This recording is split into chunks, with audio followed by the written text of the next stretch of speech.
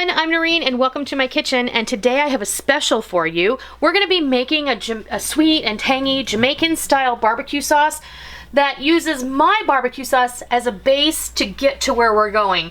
So this stuff is so good, I just know you're going to love it. We're going to be using this to baste some Jamaican jerk chicken that we're making on the grill, and I knew that you would want to know how I made it. So let's go along and see what goes into this.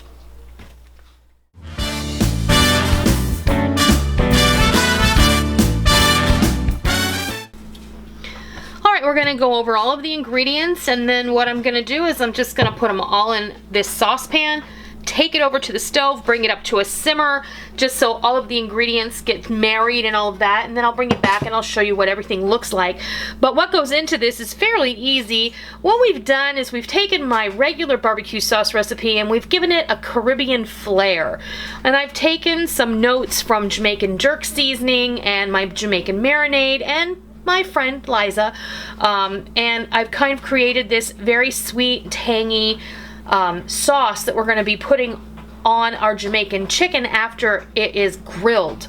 So we have 2 cups of ketchup. This is Heinz organic ketchup, a half a cup of apple cider vinegar, a half a cup of orange juice, 2 tablespoons of Worcestershire sauce.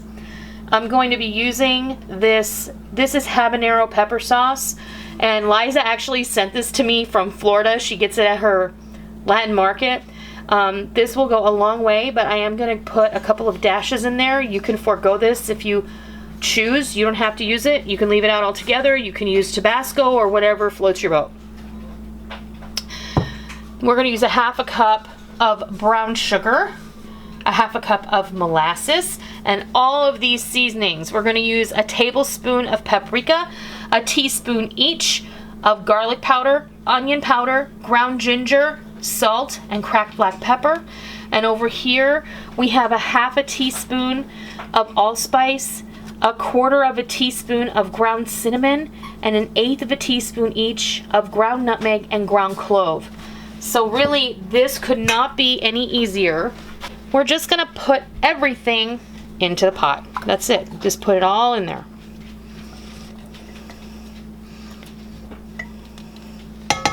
And there goes our ketchup, brown sugar, apple cider vinegar, orange juice,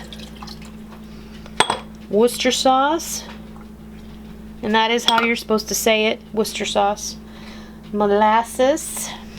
One of the things I did want to mention is that on the dry spices, especially on the warm spices, because ketchup already has allspice, cinnamon, nutmeg, and cloves, you only want to enhance those flavors. You don't want to overpronounce them. So that's why those flavors have a pretty small profile here.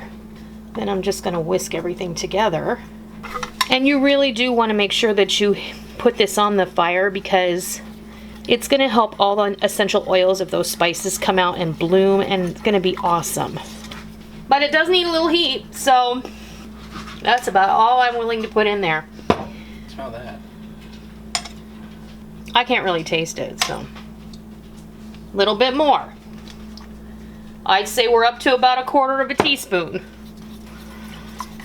Maybe a little bit more than that. All right, let's try it again. I can feel it in the back, and that's probably just about good for us. Yeah, because it's probably intense as you boil it down. Yeah. All right, I'm going to take this over to the stove and heat it up, and I'll bring you back when it's time to show you what it looks like all finished.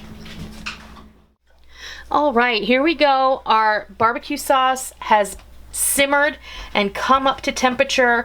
I went ahead and I poured it into a quart jar because that's how I'm going to store it in my fridge. This is going to last about a month if you don't use it all at once, no problem. But I poured some out into a bowl, and we're going to be using this to baste our Jamaican jerk chicken that we have cooking on the grill. And this stuff, I mean, aside from its beautiful color and it's nice and thick, but I have to tell you, my whole goal here was to achieve a similar flavor to a Jamaican sauce that is served at a local restaurant with a Jamaican jerk. It's like a Caribbean chicken wrap or something that I can't remember the exact name of it. But it's a restaurant called the Carolina Grill, and that's one of my favorite things to get there.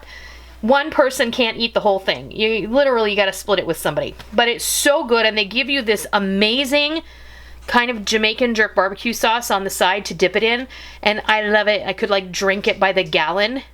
And after this came up to temperature and I tasted it, this tastes almost identical to the Carolina Grill Caribbean barbecue sauce, and I am so pleased. So I know that you're gonna love this. It has such a lovely flavor. You can get all the hints of all the warm spices. You get that little kick of heat at the end.